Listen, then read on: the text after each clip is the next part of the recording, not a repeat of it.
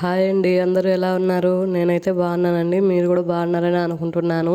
నేనైతే ఈరోజైతే గవ్వలు చేశానండి. ఇంకా స్కూల్ స్టార్ట్ అవుతుంది కదండి, ఇంకా పిల్లలకైతే స్నాక్ బాక్స్లో కావాలి కదా, పాపకైతే రోజు పంపించాలంటుంది. అందుకనేసి నేనైతే గవ్వలు చేస్తున్నాను. ఇవైతే కొద్దిగా హెల్తీ కదా అనేసి నేనైతే ఈ గవ్వలు అయితే మైదా పిండితో కూడా చేయొచ్చండి, కానీ నేను ఇక్కడైతే గోధుమ పిండితో చేస్తున్నాను. మైదా పిండి హెల్తీ కాదు కదండి, అందుకనేసి ఇక్కడ గోధుమ పిండితో చేస్తున్నాను. ఫస్ట్ అయితే ప్రాసెస్లోకి వెళ్దామండి.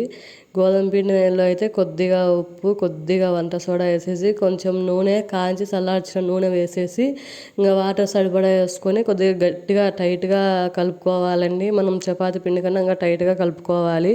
అప్పుడైతేనే గవ్వలు షేప్ బాగా వస్తాయి, అతుక్కోకుండా ఉంటాయి.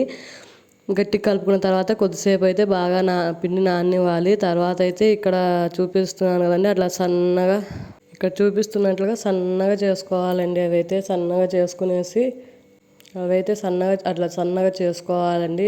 సన్నగా చేసుకోవడం వల్ల అవి తొందరగా కాగుతాయి. మనం మంట అయితే మీడియం ఫ్లేమ్లోనే పెట్టుకోవాలండి. మీడియం ఫ్లేమ్లో పెట్టుకోవడం వల్ల లోపల వరకు బాగా కాగుతాయి. ఒకవేళ మనం హై ఫ్లేమ్లో పెట్టుకుంటే పైన అయితే ఎర్రగా కాగిపోతాయి, లోపలైతే అంత పచ్చిగానే ఉంటుందండి పిండి. అందుకనేసి మీడియం ఫ్లేమ్లో పెట్టుకునేసి చేసుకోవాలి. ఇవి అయితే చాలా టైం టేకింగ్ ప్రాసెస్ అండి, కానీ తప్పదు కదా, పిల్లల కోసం చేయాలి. ఇందులో కూడా రెండు రకాలు ఉన్నాయండి. కారం గవ్వలు చేసుకోవచ్చు, మనం బెల్లం గవ్వలు అయినా చేసుకోవచ్చు. నేనైతే బెల్లం గవ్వలు అయితే చేస్తానండి. బెల్లం గవ్వలు అయితే పిల్లలు బాగా ఇష్టంగా తింటారు, కొంచెం స్వీట్గా ఉంటాయి కాబట్టి. ఈ విధంగా చెక్క అయితే దొరుకుతుందండి మనకి, గవ్వలు చేసుకునే చెక్క అనేసి. నేనైతే తాడపత్రిలో తెచ్చుకున్నాను దీన్ని. 50 రూపీస్కి అయితే ఇస్తారండి. మామూలు వాళ్ళైతే 120 చెప్తారు, మనం అడిగితే 50 రూపీస్కి ఇస్తారు. నేను అక్కడైతే తెచ్చుకున్నాను. అలా చేసిన చిన్న ఉంటల్ని తీసేసి అలా దాని మీద అట్లా కొద్దిగా ప్రెస్ చేసేస్తే అలా షేప్ అయితే వచ్చేస్తాయండి. అలా షేప్ అయితే వస్తాయి. ఒకవైపు ఇది చేసుకుంటూనే ఒకవైపు అయితే అవి కాల్చుకుంటున్నాను. అవి కాలడానికైతే కొంచెం టైం ఎక్కువ పడుతుంది. అవి కాలేలోపు ఇక్కడైతే ఇవన్నీ చేసేసుకుంటున్నానండి. ఇద్దరు ముగ్గురు అయితే తొందరగా చేసుకోవచ్చు, ఒకరం చేసుకోవాలంటే కొద్దిగా టైం పడుతుంది. బాబు అయితే ఈరోజు తొందరగా లేసేసాడండి. వాళ్ళ అక్క అయితే అరిసి పెట్టేసరికి తొందరగా లేసేసాడు. ఇంకా బాబునైతే వాళ్ళ నాన్న ఎత్తుకున్నాడు. నేనైతే ఇక్కడ ఫాస్ట్గా చేసేస్తున్నాను. ఈ విధంగా అయితే ఇలా గోల్డెన్ బ్రౌన్ కలర్ వచ్చేంత వరకు మీడియం ఫ్లేమ్లో పెట్టుకుని కాల్చుకోవాలండి. అప్పుడైతేనే టేస్ట్ బాగుంటాయి. ఇదండి, ఇక్కడైతే ఇంకా అన్నీ కాల్చేసాను. ఇదైతే లాస్ట్లో చూపిస్తున్నాను. తర్వాత అయితే మనం బెల్లం కరగబెట్టుకోవాలండి. నేనైతే కొలత అట్లా ఏం లేదండి, నేనైతే నార్మల్గానే చేస్తున్నాను. నాకు తోచినంత నేను వేస్తాను. ఇక్కడైతే నేనైతే బెల్లం తీసుకొని పగలగొడుతున్నాను, మా బాబు కూడా బెల్లం తీసుకొని పగలగొడుతున్నాడండి. ఈ పిల్లల్ని పట్టుకొని పని చేయాలంటే చాలా కష్టం అండి. అక్కడ నూనె దగ్గరికి వెళ్తాడేమో అని అట్లా భయం. ఇక్కడ చూడండి ఎట్లా చేస్తున్నాడో, నేను ఏం చేసి అదే చేస్తున్నాడు. ఇక్కడ నేను కెమెరా పెట్టాననేసి కెమెరా వైపు తొంగి చూస్తున్నాడు, వైపు అది చేస్తున్నాడు. అంతా కింద వేసేయడం చూడండి ఎలా చూస్తున్నాడు.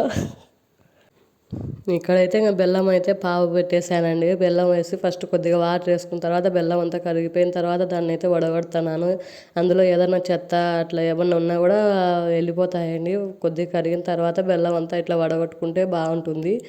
ఇట్లా వడగొట్టిన తర్వాత దీన్ని బాగా పాకం వచ్చేలాగా మీడియం ఫ్లేమ్లో పెట్టుకుని పావు వచ్చేంత వరకు చూసుకోవాలి. దీనికైతే ఎక్కువ ముదురు పావు అట్లేం అవసరం లేదండి, లైట్గా తీగ పాకం వస్తే సరిపోతుంది.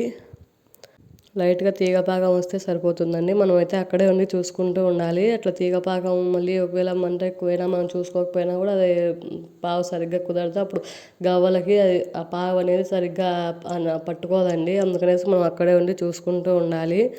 తర్వాత కొద్దిసేపు అట్లే పెట్టిన తర్వాత చూసుకుంటూ ఉన్న తర్వాత పావు అయితే రెడీ అవుతుందండి. ఇంకా తర్వాత అయితే గవ్వలు అందులో వేసి బాగా కలపాలండి. ఆ పావు అంతా గవ్వలకంతా కలిసేలాగా కలుపుకోవాలి. అలా కలుపుకుంటేనే స్వీట్నెస్ అనేది గవ్వలకి బాగా పడుతుంది. అప్పుడు తిన్నప్పుడు బాగా స్వీట్గా అనిపిస్తాయి. స్వీట్నెస్ అనేది గవ్వలకి బాగా పడుతుందండి. అప్పుడైతే చాలా బాగా కలపాలండి. కలపడంలోనే మనకి టేస్ట్ అనేది వస్తుంది. అవన్నీ కలిపిన తర్వాత మళ్ళీ అదంతా వేడి తగ్గిపోయిన తర్వాత అన్నీ వేరే గిన్నెలోకి అయితే తీసి పెట్టుకోవాలి. టేస్ట్ అయితే చాలా బాగుంటాయండి. మా పిల్లలు కూడా బాగా ఇష్టంగా తింటారు. ఇవైతే గోధుమ పిండి బెల్లంతో చేశాం కాబట్టి హెల్త్కి కూడా చాలా మంచిది. నేను ఎప్పుడు ఇలాగే చేస్తానండి. ఇవైతే పాపకి చాలా ఇష్టము, అందుకే చేస్తాను. మీరు కూడా ఒకసారి ఇంట్లో ట్రై చేయండి. టేస్ట్ అయితే చాలా బాగుంటాయి. ఇవి ఎంత తిన్నా కూడా హెల్త్కి మంచిది కాబట్టి ఎవరైనా తినచ్చు, బాగుంటాయి. పిల్లలు పెద్దలు అందరూ తినచ్చు. మీరు కూడా ట్రై చేయండి ఒకసారి, నచ్చితే. కారం గవ్వలు కూడా ప్రాసెస్ ఇంతే అండి. అయితే గోధుమ పిండిలో మనం ఉప్పు కారం వేసుకునేసి చేసుకోవాలి. ఇంకా బెల్లంతో అవసరం లేకోకుండా అలాగే చేసుకోవచ్చు. ఈ వీడియో మీకు నచ్చినట్లయితే లైక్ చేసి సబ్స్క్రైబ్ చేసుకోండి. కొత్తగా ఛానల్ స్టార్ట్ చేశాను, కొద్దిగా సపోర్ట్ చేయండి. మీరు సపోర్ట్ చేయడం వల్ల నేను ఇంకా ముందరికి వెళ్తాను, ఇంకా మంచి మంచి వీడియోలు చేస్తాను.